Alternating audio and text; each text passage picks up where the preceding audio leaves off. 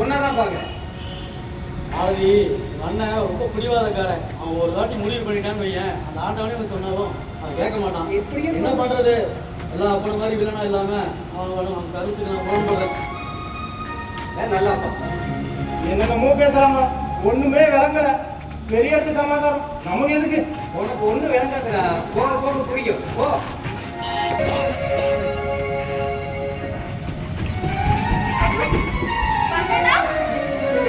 என்ன நான் நிக்கிறது கூட தெரியாம இப்படி மூச்சு வாங்கிட்டு என்ன அவசரமா ஓடுற? என்ன விஷயம்? ஒண்ணுமில்ல, உங்களோட அன்னைக்கு பிரசவ வலி வந்துருச்சு. நானும் ஆட்டோவை கூப்பிட்டேன், காரை கூப்பிட்டேன். எவனும் வரமாட்டேங்கிறியா? ஏன்டா வரமாட்டேங்கிறீன்னு கேட்டா ரோடு குண்டும் குழியுமா இருக்குதுங்கிறாமா. பின்ன என்ன, இந்த ரோட்ல நீ ஆட்டோல கூட்டிட்டு போனா இங்கேயே பிரசவம் ஆயிடும். நீ சின்னையாட்ட ஓடு. சின்னையா அவர் கார்லயே கூப்பிட்டு ஆஸ்பத்திரியில போய் விட்டுருவாரு. இதுவாது ஆண் குழந்தையா பிறக்கட்டும். ஏமா இது பொம்பளை பிள்ளையா இருந்ததுன்னா வச்சுக்கா, கழிப்பால் ஊத்தி கொள்ளத்தே வேணும். ஆட கொலகார பாவி, உன் புத்தி என்ன இப்படி போகுது? வேற என்னமா பண்ண சொல்ற? ஏற்கனவே 2 பொட்டை புள்ள, அதுக்கே சரி வர கஞ்சி ஊத்த முடியல. இதுல 3வது பொட்டை புள்ளைன்னு நான் என்னமா பண்ணிட்டேன்? முதல்லயே யோசனை பண்ணி குடும்பத்தை திட்டமிட்டு வாழணும். அளவான குடும்பம், வளமான வாழ்வுன்னு செவரு பூரா எழுதி முக்கோண படம் போட்டிருக்காங்களே, அத கூட பாக்குறது இல்லையா? உங்களை மாதிரி அறியாமையால எத்தனை பெண் சிசு கொலைகள்லாம் நடக்குது. அன்னை தெரசா மாதிரி, முத்துலட்சுமி ரெட்டியார் மாதிரி, சரோஜினி நாயுடு மாதிரி, மூலனூர் ராமாமிர்தம் அம்மையார் மாதிரி, ஏன் இந்திரா காந்தி மாதிரி வர வேண்டிய குழந்தைகளை இப்படி கரவலையா அழிக்கிறீங்களே பாவிகளா? ஆனா சின்ன புள்ள படிச்சது கொஞ்சமா இருந்தாலும் உனக்கு நிறைய அறிவு இருக்குது, நிறைய தெரிஞ்சு வச்சிருக்கிறீமா. உன்னை மாதிரி ஊருக்கல்ல தெருவுக்கு ஒரு பொண்ணு இருந்ததுன்னா இந்த நாடே நம்மளது எந்த நாடு எட்டி கூட பார்க்க முடியாத அளவுக்கு மேல போயிருமா. அத மனசுல வச்சுக்கிட்டு இனிமே பிறக்க போற குழந்தைகளை கொலை செய்யாம நல்ல கலைகளை கத்து கொடுத்து வளங்க. ஏன்னா சரி சரி அண்ணி ஆஸ்பத்திரி கூட்டு போ, சீக்கிரமா போ. சரி போறோமா. சின்ன பிள்ளை பெரிய சோசியல் சர்வீஸ் பண்றதா நினைப்போம். ஓ மாலதி அம்மனியா? திமிர பிடிச்சது என்னைய பேர் சொல்லி கூப்பிடுறியா? நீங்க பாருமா, கூப்பிடுறதுக்கு தானே பேர் வச்சிருக்காங்க. அதுவும் இல்லாம பொண்ணை விட 1 வயசு மூத்தவ. என்னைய கைய பிடிச்சியா? நான் யாருன்னு தெரியும்ல. யாருமா? எலிசபெத் மகாராணியோட பேத்தியா? அப்படின்னா போய் சிம்மாசனத்துல உட்கார வேண்டியதானே? எதுக்காக இந்த புருஷ பகுதிக்குள்ள வரணும்? உன்னோட அதிகாரத்தை போகூடே வச்சுக்க. இந்த சின்ன பிள்ளைகிட்ட எல்லாம் அது செல்லாது. யாரு? சின்னம்மாவா? சின்னம்மா அந்தமா காத்தடிக்குது. உங்க அப்பா வீட்டுக்கு விருந்து சாப்பிடலாம் வந்த. சின்னம்மா ஏதோ ரொம்ப கோபமா இருக்கும் போல தெரியுது. பின்ன உன் தங்கச்சி பண்ற நொல்லுக்கு மடியில போட்டு கொஞ்சம் சொல்லுங்களா? அவ என்ன வா போன்னு பேசுறான். அது மட்டும் இல்லாம என் கையை பிடிக்கிறாளா?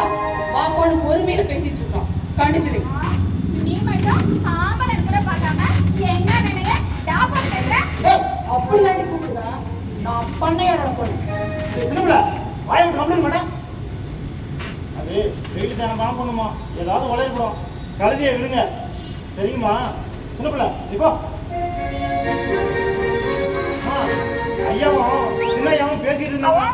ஒரு கல்யாணத்தை வச்சாங்க, அதுவும் இந்த மாசத்துல முடிக்கணுமா. மாப்பிள்ளை வீட்டுக்காரரும் சொன்னாங்களாம். நீங்க மாப்பிள்ளைய பார்த்தீங்களா? சின்னம்மா மாப்பிள்ளைய நேரில் பார்க்கல, வாட்ஸ்அப்ல தான் போன் அனுப்பி இருக்காரு. நல்லா அழகா இருக்காரு, நல்லா படிச்சும் இருக்காரு. ஆனால் ஒரு சொத்துக்கு ஒரே வாரிசு வேற. தனியாக மீட் பண்ணி கொஞ்சம் டிஸ்கஸ் பண்ணணும்னு சொல்லியிருக்காரு. ஜாலியாக ஒரு ரவுண்டு காரில் போயிட்டு நான் போயிட்டு வந்துடுறேன். அப்பா கிட்ட எதுவும் சொல்லுவேன். குறிப்பா அண்ணன் கிட்ட சொல்லிடுவேன். கல்யாணத்துக்கு முன்னாடி 2 பேரும் வெளியே போறது சரிபடலாம். அமெரிக்காலதெல்லாம் ரொம்ப சாதாரணம். ஓகேவா? இல்லைம்மா, என்னதான் கட்டிக்கு போறோம் தானேயும் 2 பேரும் வெளியே போறது எனக்கு மனசு வரலம்மா. எதுக்கும் நீங்க கொஞ்சம் ஜாக்கிரதையா போங்க. அட்வைஸா? எனக்கு எல்லாம் தெரியும். கார் சத்தம் கேட்டு நான் போயிட்டு வரேன். பை. வேலை சொன்னா வேதாளம் கேட்குமா? பணக்கார பொண்ணுங்க பட்டாதான் திருந்துவாங்க.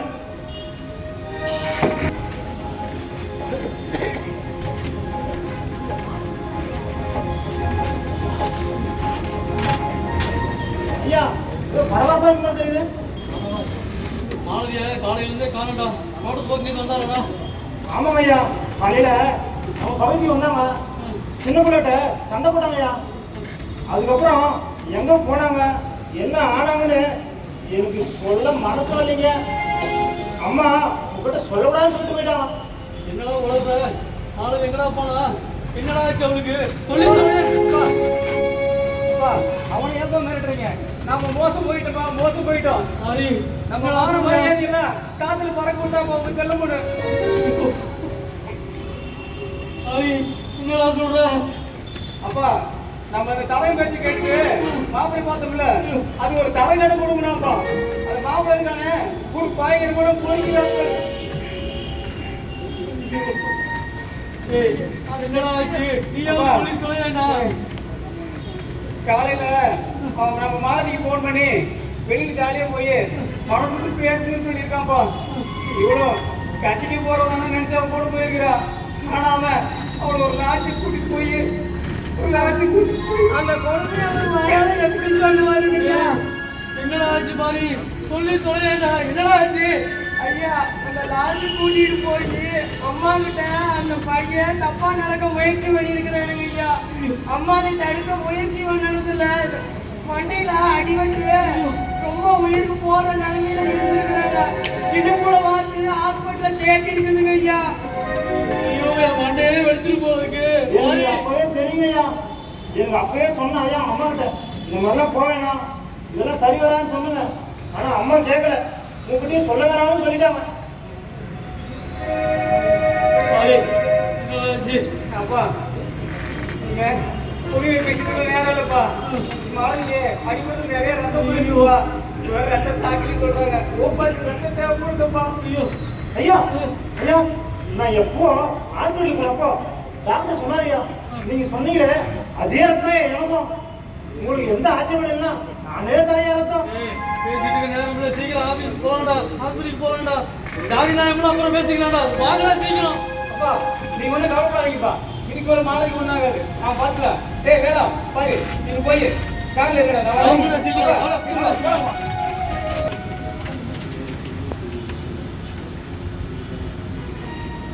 என்னப்பா உன் மனசுல என்ன நினைச்சிட்டு இருக்கிற? ஏதோ வயிறார கஞ்சி குடிச்சிட்டு தெரியுதா? அதையும் கெடுத்து ஓட்டிருக்க தெரியுதா? கட்டி குடிச்சாம தெரியல, கட்டி ஊற விட்டு போக வச்சிருக்க தெரியுதா? ஏன்பா நல்லா தானே இருந்த? என்னாச்சு திடீர்னு? எனக்கு என்ன, நான் நல்லா தான் இருக்கிறேன். உனக்கு தான் அடிபட்டு போய் தெரியுறேன். உனக்கு எவ்வளவு நெஞ்சலுக்கு இருந்தா நம்ம சின்னையாவோட தராதாரம் தெரியாம அவர் கூட பழகுவேன். அவர் மனசெல்லாம் புரிஞ்சு வேற வச்சிருக்கிறியா? அவர் மனசெல்லாம் நிறைஞ்சிருக்கிறியா? கட்டுனா அவர்கிட்ட கல்யாணம் வேற பண்ணுவியா? ஒன்னதான் சொல்றேன். ஐயோ அப்பா, உனக்கு இன்னைக்கு நிஜமாவே ஏதோ ஆயிப்போச்சு. சின்னையா மனசுல நானாமா அவரு என்னதான் கல்யாணம் பண்ணிப்பாரு. ஐயோ அப்பா. சிரிக்காத சின்ன பிள்ளை, உங்க அப்பா சொல்றதெல்லாம் உண்மைதான். ஐயா, அந்த பிள்ளைதான் ஏதாவது சின்ன பிள்ளைத்தனமா வளருதுன்னா நீங்க அதுக்கு சப்போர்ட் பண்றீங்களே. சின்னையா, ஊருக்கே கஞ்சி இருக்கிற நீங்க எங்க? ஊரா காகிதம் பொறுக்கிற நான் எங்க? கோட்டை ஆளுற நீங்க எங்க? குடிசை பகுதியில வாழ்ற நான் எங்க? ஊரு சனமெல்லாம் கையெடுத்து கும்புற நீங்க எங்க? உங்ககிட்ட வாங்கி திங்கிற நான் எங்க? இந்த சமுதாயம் ஏத்துக்கவே ஏத்துக்காது. எந்த சமுதாயத்தை சொல்ற சின்ன பிள்ளை? காலங்காலமா கையை கட்டி வாயை மூடிட்டு அடிமையா இருக்கிற உங்க மாதிரி கீழ்த்தட்டு சமுதாயத்தை சொல்றியா? இல்ல உங்களோட உழைப்பெல்லாம் வாங்கி தின்னுட்டு 10 அடுக்கு மாடியில பகட்டு வாழ்ற என்ன மாதிரி பெரிய இடத்து இது சொல்றியா? சமுதாயம் சொல்றியா? இந்த ஏற்றத்தாழ்வு ஓடுற சமுதாயத்தோட நான் இதை பத்தி கவலைப்பட மாட்டேன். யாரை பத்தி நான் கவலைப்பட மாட்டேன். ஒரு ஏற்றத்தாழ்வு இல்லாத சமுதாயத்தை உருவாக்குங்கிறதா என்னோட ஆசை, லட்சியம். இது உனக்கு பிடிச்சிருந்தா நீங்க துணையா நினைச்சீங்கன்னா சின்னையா, உங்க ஆசை லட்சியம் கனவு எல்லாம் எனக்கும் சின்ன வயசுல இருந்தே என் மனசுல ஊறி போன ஒண்ணுதான். உங்க கூட, அதாவது இவ்வளவு நல்ல நோக்கத்தோட இருக்கிற உங்க கூட கை கோர்த்து நடக்கிறதுக்கு எனக்கும் சம்மதம் தான். ஐயா, அப்படியே அறிவு கட்டி போச்சுங்க. அப்படித்தான் சொல்லி சொல்லுவா. நீங்க எவ்வளவு பெரிய கோடீஸ்வரர் வீட்டுக்குள்ள இந்த குடிசை வீட்டுக்கு வந்த மாப்பிள்ளைய வந்தா தங்க முடியுங்களா? ஒருவேளை கஞ்சி தான் சாப்பிட முடியுங்களா? தீண்டத்தக்காதவனு இந்த ஒதுக்கி வச்ச இந்த சமுதாயம், இந்த பரம்பரை, அந்த பண்ணையார் சம்மந்தியா ஏற்றுக்குவாருங்களா? இதெல்லாம் நடக்கிற காரியங்களா? சின்னையா, நீங்க உங்க அந்தஸ்துக்கு வசதிக்கு ஏற்ற மாதிரி ஒரு நல்ல இடமா சம்மந்தம் பேசிக்கிறீங்க. பரமா, அதை பத்தி நீ ஒன்றும் கவலைப்படாத. இந்த குடிசை பாட்டியெல்லாம் சீக்கிரமே காங்கிரீட் வீடா மாறதுக்கு நான் ஏற்பாடு பண்றேன். அப்படியே வீட்டுக்கு ஒரு கழிப்பறையும் மழை நீர் கட்டியும் கட்டி கொடுக்க சொல்லுங்க. அவ்வளவுதானே, சின்ன பிள்ளை சொன்னா எந்திர வேண்டியதுதான். இப்ப நம்ம ஊருக்கு வந்திருக்கிற கலெக்டர் இல்ல, அவரு உங்களை மாதிரி குடிசை பாத்தியில் பிறந்து வளர்ந்தவர் தான். அது மட்டும் இல்ல, அவரு என் கூட படிச்சவரு. லஞ்சம் கொடுக்காம வேலை சேர்ந்துருக்கிறாரு. நிச்சயமா லஞ்சம் வாங்காம சேவை செய்வாங்க. ஐயா, எப்படியோ இந்த பகுதிக்கு நல்ல பிறந்தா சரிங்க. அதுக்காக பண்ணையாரும் கூட சம்மந்தம் வச்சுக்கிறங்க அளவுக்கெல்லாம் எங்களுக்கு தகுதி இல்லைங்க ஐயா. பரமா, எது நடந்ததோ அது நன்றாகவே நடந்தது. எது நடந்திருக்கிறதோ அதுவும் நன்றாகவே நடக்கும். நீ ஒண்ணுமே கவலைப்படாத, எல்லாம் தானா நடக்கும்.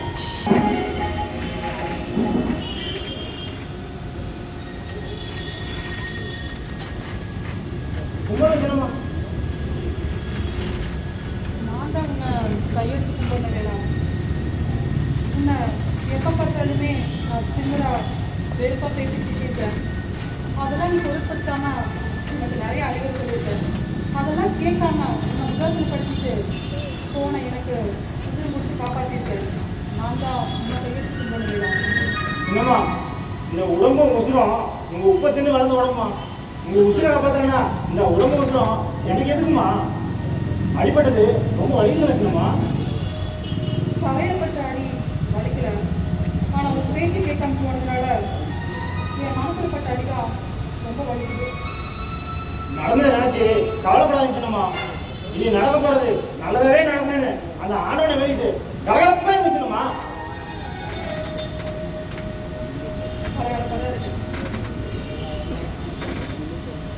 என்னம்மா, கேட்கவே சந்தோஷமா இருக்குமா. உங்களை இப்படி மாத்தின அந்த ஆண்டவனுக்கு நான் நன்றி சொல்றேம்மா. அந்த ஆண்டவன் நினைச்சு உங்களுக்கு நான் நல்ல மாப்பிள்ளை வேணும்னு நான் கோயில வேண்டிக்கிறேம்மா. என்னோட பணத்துக்கு படிச்சு ஒரு ஆனவெல்லாம் என்னை விட்டு போயிடுச்சு. இப்போ நான் புது மாதிரி என் கண்ண மாதிரியே எனக்கும் எல்லாரையும் அன்பா பார்த்துக்கணும், எல்லாத்தையும் அன்பா பேசி ஆதரிக்கணும் அப்படின்னு எனக்கு ஆசையா இருக்கு வேறா. கண்டிப்பா சின்னம்மா, இது ரொம்ப ஆனந்தமா இருக்கு சின்னம்மா. ஆனா நீங்க கல்யாண விஷயத்தை பத்தி பேசுனீங்க சின்னம்மா. அதை பற்றி தான் நான் உங்கள்கிட்ட ஒன்று கேட்கணும்னு நினச்சேன். நான் ஒன்று கேட்கலாமா? ஏன் சின்னம்மா, உங்களுக்காக என் உசுரை கூட நான் தயாரா இருக்கணுமா. நான் என்ன கேட்டாலும் நீங்கள் மறுக்காம கொடுப்பேன்னு எனக்கு நல்லாவே தெரியும். அந்த உரிமையோட உங்ககிட்ட ஒன்று கேட்குறேன். என்ன கல்யாணம் பண்ணிக்கியா? சின்னம்மா, என்ன என்னமா சொல்றீங்க? வேணா, எங்கள் வீட்டில் யாரும் எனக்கு இந்த அளவுக்கு பாசத்தையும் நேசத்தையும் கொட்டி வளர்க்கு. அம்மா இறந்ததுக்கு அப்புறமா எங்கள் அண்ணனும் அப்பாவும் ரொம்ப செல்லமாக வளர்த்திட்டாங்க. அதனால எனக்கு நல்லது கெட்டது என்னன்னே தெரியாம வளர்ந்துட்டேன். உங்களை மாதிரி நல்லதுலாம் இப்போதான் நான் பார்க்குறேன். சின்னம்மா, இவ்வளவு வேதனையிலையும் இவ்வளவு தமாசா பேசுறீங்க சின்னம்மா. சமாசமா எழுதலாம், தாய் மேலையா உண்மையாக தான் சொல்றேன். சின்னம்மா, நீங்க சின்ன பொண்ணு, வாழ்க்கையை தேர்ந்தெடுக்கிற பக்கம் உங்களுக்கு ஒன்றும் வரல. அதெல்லாம் பெரியவங்க பார்த்து வச்சுனம்மா. நீங்க வீணா மனசை போட்டு குழப்பியாங்க. நீங்க போய் ஓய்வு சின்னம்மா. இல்லை வேணாம், என் வாழ்க்கையை தீர்மானிக்கிற உரிமை எனக்கு இருக்கு. அதோட வயசு பக்குவம் எல்லாமே எனக்கு இருக்கு. என் வாழ்க்கை துணை தேர்ந்தெடுக்க உரிமை கண்டிப்பா எனக்கு இருக்கு. இருக்கலாமா, ஆனா பெத்தவங்களுக்கும் அதை எதிர்பார்க்கறீங்கல்ல. தான் பொண்ணுக்கு சம அந்தஸ்தோட நல்லா படிச்சு மாப்பிள்ளையா அழகானவனா தேர்ந்தெடுக்கணும்னு எல்லா பெத்தவங்களும் விரும்பும் தானே. ஆமா வீரா, நீ சொல்றது ரொம்ப சரிதான். எல்லா அப்பாவுங்கிற மாதிரி ஆசை எனக்கு இருந்துச்சு. ஆனா மாலவியோட ஆசைக்கு நான் கடவுளோட விரும்பல. அவள் விருப்பம் தான் என் விருப்பம். அவள் என்ன ஆசைப்படுறாளோ அவள் அப்படியே நடக்கணும். நீங்க ரெண்டு பேர் பேசிக்கிறவங்க நான் கேட்டு தான் இருந்தேன். அவள் விருப்பமே நடக்கும். ஐயா, எதை எதை எங்க வைக்கணுமோ அதாவது அங்க வைக்கணும்னு நீங்க தான் அடிக்கடி சொல்லுவீங்க. ஆமா வேலா, ஷோகேஸ்ல செருப்பு வைக்கலாம், சாக்கடை ஓரத்துல சாப்பாட்டை வச்சு வித்துட்டு இருக்கிறான். ஆனா மதிப்பு எதுக்கு? சோத்துக்கா செருப்புக்கா? ஐயா, நீங்க சோறு போடுற வம்சம், நாங்க செருப்பு தைக்கிற வம்சம். மரியாதை உங்களுக்கு தானுங்க. அந்த மரியாதைய விட்டு கொள்ளாதீங்க ஐயா. சின்னமாக புத்திமதி சொல்லி எடுத்து விடுங்க ஐயா. வேலா, ராமாயணம் படிச்சுப்பாரு. செருப்பு கூட அயோத்திய 14 வருஷம் ஆண்டு இருக்கு. அப்பா, நீங்க பரமனை பார்த்து பத்திரிகை வேலை பண்ணுங்க. சத்யா வேலா, இனி அந்த ராமபுரானே வந்து சொன்னாலும் இவன் மாற போறது இல்லை. நான் போய் என் வேலையை பார்க்கறேன்.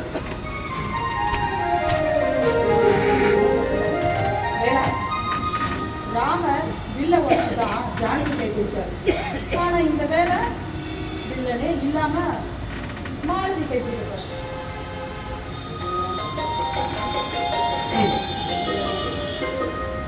வெகுளியான பொண்ணு, வில்லத்தனம் இல்லாத அண்ணன், எதுவுமே தெரியாம அப்பா. இனிமே நம்ம கையில் என்ன இருப்பது? இன்னாருக்கு இன்னார்னு எழுதி வச்சா அவன்.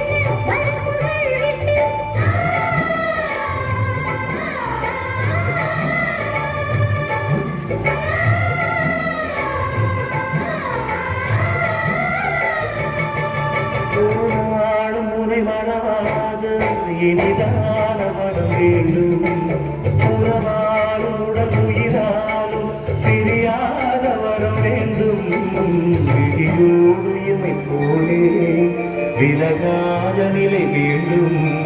இணையான இடமானே, துணையான இடமானே, இணையான இடமானே, துணையான இடமானே.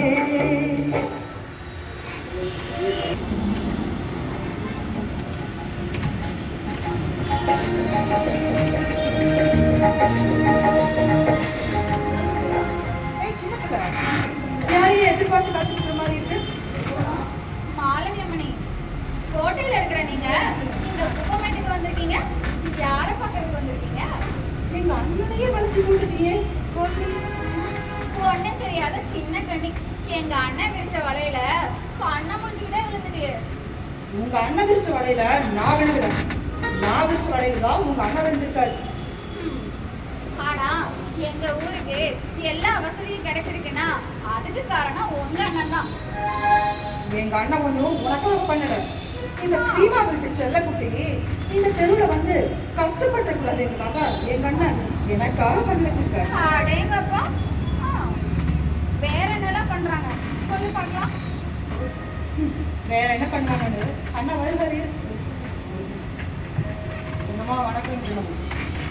மாமா இப்படிலாம் கூப்பிடாதீங்க மாமா. என் பேர் சொல்லி கூப்பிடுங்க. எனக்கு கஷ்டமா இருக்கு. மாமாவா?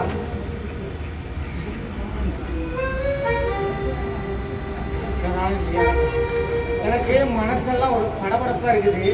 நான் கேள்விப்பட்டதெல்லாம் உண்மையாத்தான் ஆக மாட்டேங்குது. மாமா நீங்க பயப்பட வேண்டாம். வருங்கால சமுதாயத்துல சாதி மதம் அப்படிங்கிற எந்த ஒண்ணுமே இருக்காது.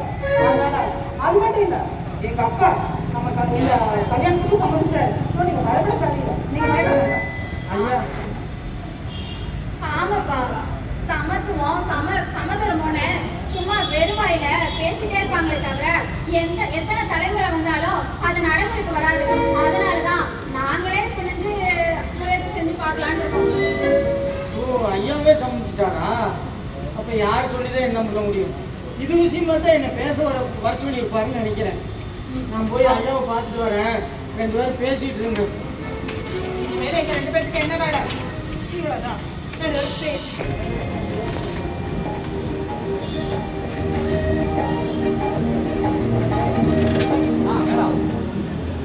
ஐயா, சின்னமாவுக்கு என்னாச்சுங்க? என்ன எப்ப பார்த்தாலும் ரொம்ப வெறுப்பா இருப்பாங்க. இப்போ ரொம்ப அன்பா இருக்கிறாங்க, பாசத்தோட நடந்துக்கிறாங்க. இது என்ன எனக்கு ஒன்றும் புரியல. அதுக்கு காரணம் அந்த அமெரிக்கா மாப்பிள்ள தாண்டா. அன்னைக்கு நடந்த சம்பவத்துக்கு அப்புறம் தான் அவளுக்கு உன்னோட அருமை தெரிஞ்சிருக்குது.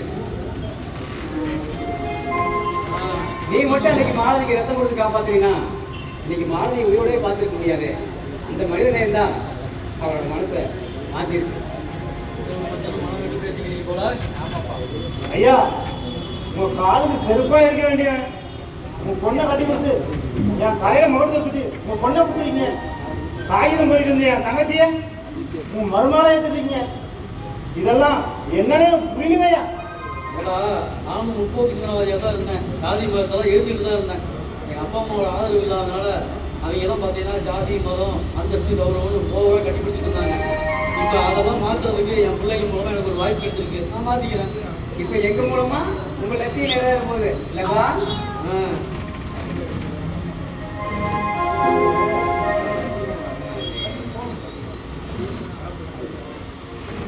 ஐயா, சின்னம்மா என்னைக்குமே எடுப்படியே பேசுவாங்க ஐயா. இப்போ என்ன ஏதுன்னு பேசுறதுக்கு முன்னாடி அவங்களே பேசுறாங்க ஐயா. சொல்லுவாங்கடா, நான் தான் சொன்னேன்ல, நேரம் வரப்ப எல்லாம் மாறணும் ஒப்பன்னு சொன்னேன். அது என்ன நடக்குது?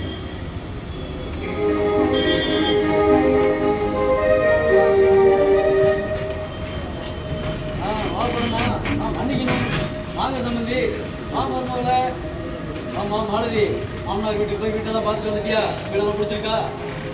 அப்பா, எங்க மாமனார் வீடு முன்ன மாதிரி இல்லப்பா. முன்ன எல்லாம் குடிசை வீடா இருந்துச்சு. இப்ப எல்லாமே பார்த்தா காங்கிரீட் வீடா மாறிட்டு. குண்டு குழி இருந்த தெருவெல்லாம் இப்ப காங்கிரீட் தெருவா மாறிடுச்சு. எல்லா வீட்லயும் லைட்டு பழிச்சு தெருவில் கூட சேர்ந்து நின்றுது. அதோட மட்டும் இல்லப்பா, ஸ்கூல் வேற கட்டிட்டு இருக்காங்க. வந்து சீக்கிரமா கட்டித்தரேன்னு சொல்லியிருக்கிறாரு. கவர்மெண்ட் ஹாஸ்பிட்டல் ஆரம்ப சுகாதார நிலையமும் வேலையை முடிஞ்சிச்சு. மொத்தத்துல அந்த ஊரே ஃபுல்லா சொர்க்க மாதிரி இருக்குப்பா. எனக்கு கட்டிட்டு போனாலும் எந்த கவலையும் இல்லை. வேலையை கட்டிட்டு போனா நான் நிம்மதியா இருப்பாங்க.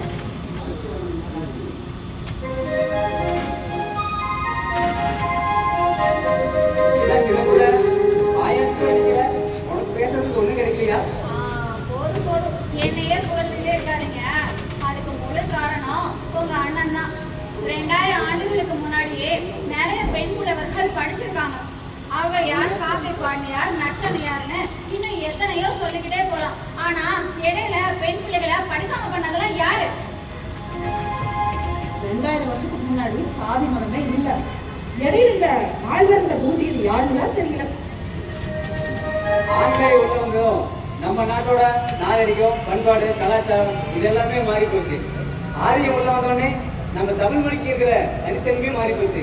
நம்ம தமிழங்கிற அடையாளத்திலேயே மறந்துட்டு வந்துட்டு இருக்கோம். என்னைக்கு தமிழங்கிற அடையாளத்தை ஒழிச்சுட்டு சாதியா, மதமா, இனமா, கட்சியா மாறணுமோ அன்னைக்கே தமிழனுக்கும் தமிழுக்கும் அழிவு காலம் பிறந்துருச்சு. கல்யாணத்தை ஜோரம் முடிச்சிட வேண்டியதானே? ஐயரை கூப்பிட்டு தேதி கொடுத்தோம்னா மண்டபத்துக்கு அட்வான்ஸ் கொடுத்துடலாமே. இருக்கும்பா. நீ என்ன கேட்ட? இதெல்லாம் எப்போ மாறுதான்னு கேட்ட? இதுவேளை அது மாற போகுது.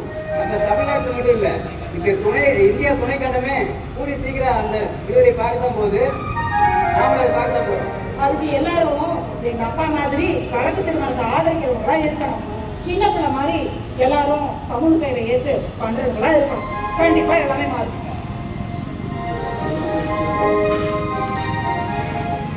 நீங்க என்ன சொன்னீங்க? நாடு என் வீடு, இந்திய என்பது எல்லா மக்களும் என் உறவு, எல்லோர் மொழியும் என் பேச்சு, இதை கொடுத்த என் தோழே.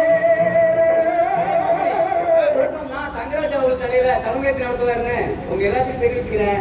நீங்க எல்லாரும் கல்யாணத்துக்கு வந்திருந்து வாழ்த்திட்டு வயிறார சாப்பிட்டு போகணும். எல்லாம் மறக்காம வந்துருங்க.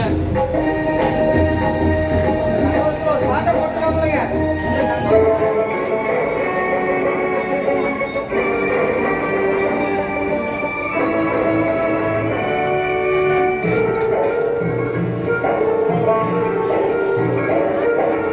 இந்திய நாடு என் வீடு, இந்தியன் என்பது என் பேரு. இந்திய நாடு என் வீடு, இந்தியன் என்பது என் பேரு. எல்லா மக்களும் என் உறவு, எல்லோர் மொழியும் என் பேச்சு, இதை கொடுத்த என் தோழே.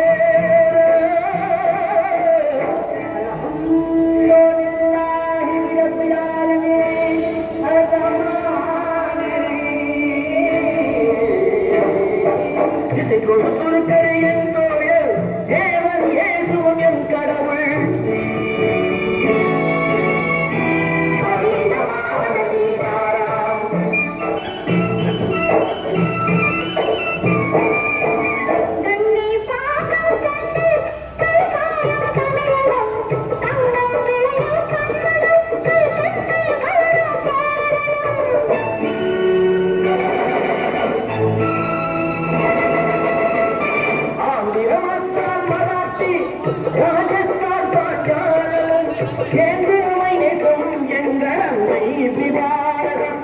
இந்திய நாடு, இந்திய எங்களா.